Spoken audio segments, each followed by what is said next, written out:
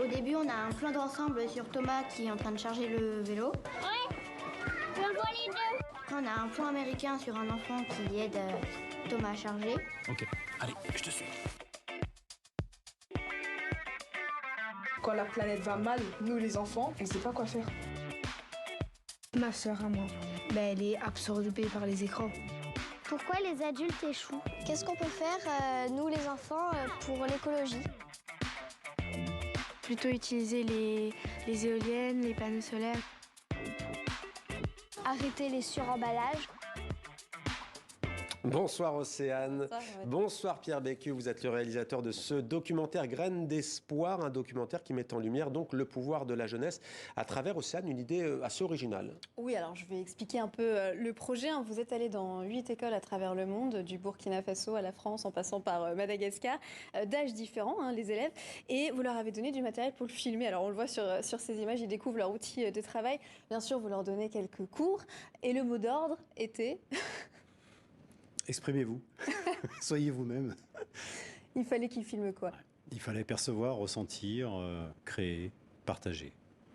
Pour justement, c'est quoi, des initiatives qui vont leur ouvrir sur leur futur, c'est un peu ça?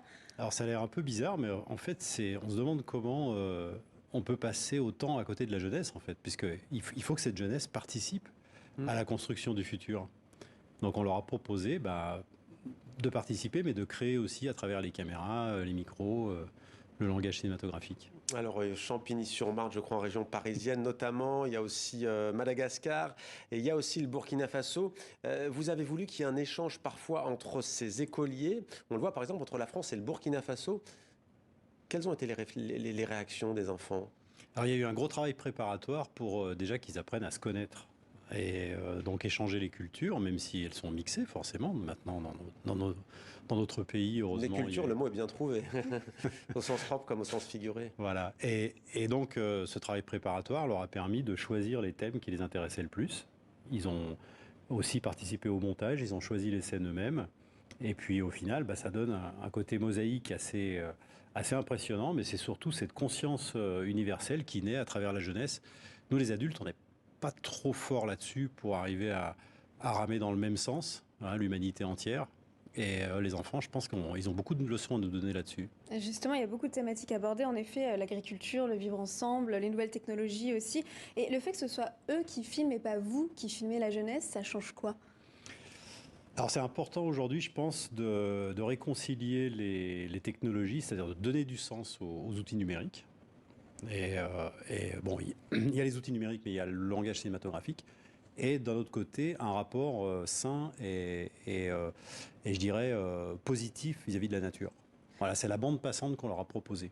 Et ça leur donne aussi une liberté d'expression et d'échange, de dialogue. Je sais que c'est ce qui m'a beaucoup touchée. Il y a vraiment des conversations qui émanent de ces échanges qui sont assez folles, très matures sur le monde d'ailleurs. Je vous propose de regarder peut-être un petit extrait où l'on entend Pierre Rabhi, que vous avez rencontré aussi, qui parle justement à la jeunesse.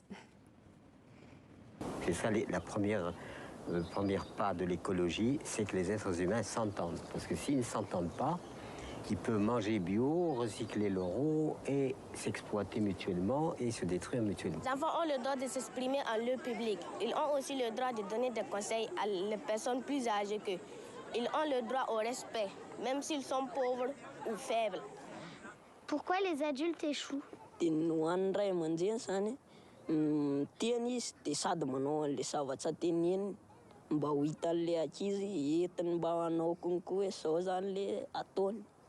Qu'est-ce qu'on peut faire, nous les enfants, pour l'écologie? Il faudrait que les gens soient plus en harmonie, qu'ils arrêtent de se chamailler et qu'ils arrêtent de faire des disputes et tout pour savoir c'est qui le plus fort, c'est qui va dominer. Vous avez été surpris ou pas par les réflexions parfois qui sortaient? Ouais, j'ai beaucoup appris. Ouais, ouais, c'est vrai qu'on ça m'a énormément enrichi. C'est vrai. Ouais. Et c'est vrai que c'est assez génial parce qu'il n'y a pas eu de casting. On a démarré avec des classes entières et on a fini avec ces mêmes classes. Tout le monde a participé, que ce soit à 86 dans une classe au Burkina ou à 25 ici en France. Et franchement, on voit que l'enfance, la jeunesse, c'est une source d'inspiration pour nous. Bon, déjà, il faut avoir un rapport, faut renouveler le rapport avec cette enfance. Il faut sortir de l'anxiété générale, on va dire, pour construire par rapport à leur entourage proche. Je pense que le véritable enjeu écologique et humaniste, il est là. Et je pense que la planète s'en portera beaucoup mieux. Et le but de ce film aussi, c'est tout un projet qu'il y a derrière, c'est de donner des clés et des idées à des enseignants. C'est que là, voilà, le film ne s'arrête pas là. Si certains veulent faire pareil, ils peuvent. C'est vrai. Dès demain, dès la sortie nationale, il y aura sur Internet, à partir du site grainedespoir.fr, il y aura des débats sur Internet avec les enseignants. Mais je voudrais aussi que les parents comprennent qu'il ne faut pas tout confier à l'école et que ça peut être assez génial et assez jouissif même de prendre en considération ces problématiques avec nos propres enfants pour pouvoir construire et sortir de cette sidération, de cette anxiété liée aux conditions climatiques, aux crises sanitaires, etc.